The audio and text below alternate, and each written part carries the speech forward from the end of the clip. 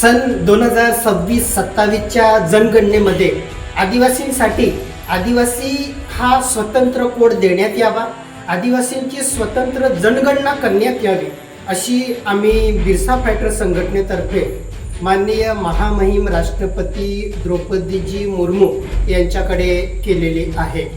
माननीय सर्वोच्च न्यायालयाने आदिवासी हा हिंदू नाही असा निर्णय दिलेला आहे। म्हणजेच आदिवासी हा हिंदू तर नाहीच, परंतु तो मुस्लिमही नाही, ख्रिश्चनही नाही किंवा अन्य कोणत्याही धर्माचा नाही।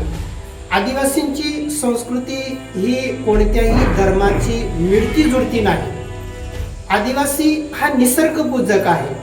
बापदेव, डोंगऱ्यादेव, वाघदेव, पाणी, जल, जंगल, जमीन अशा निसर्गाची संबंधित घटकांची तो पूजा करत आलेला आहे आणि आजही निसर्गाची तो पूजा करत आहे।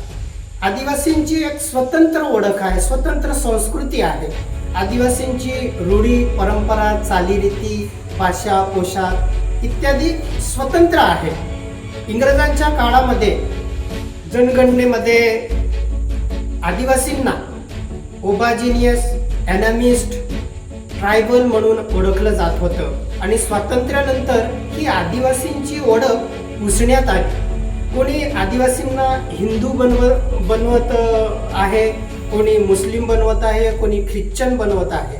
त्यामुळे आदिवासींचं अस्तित्व आता धोक्यात आलेलं आहे। म्हणून आदिवासींचं अस्तित्व अबाधित राहावं, आदिवासींची स्वतंत्र ओळख राहावी म्हणून आदिवासींसाठी जनगणनेमध्ये 7वा जो कॉलम आहे तो राखीव ठेवण्यात यावा। 7वा कॉलम आदिवासींसाठी आदिवासी असा शब्द ठेवून तशा पद्धतीची गणना करण्यात यावी अशी आमची बिरसा फायटर संघटनेची पूर्वीपासून मागणी आहे आणि आताही तशाच पद्धतीची मागणी आम्ही करत आहोत। जय आदिवासी, जय बिरसा।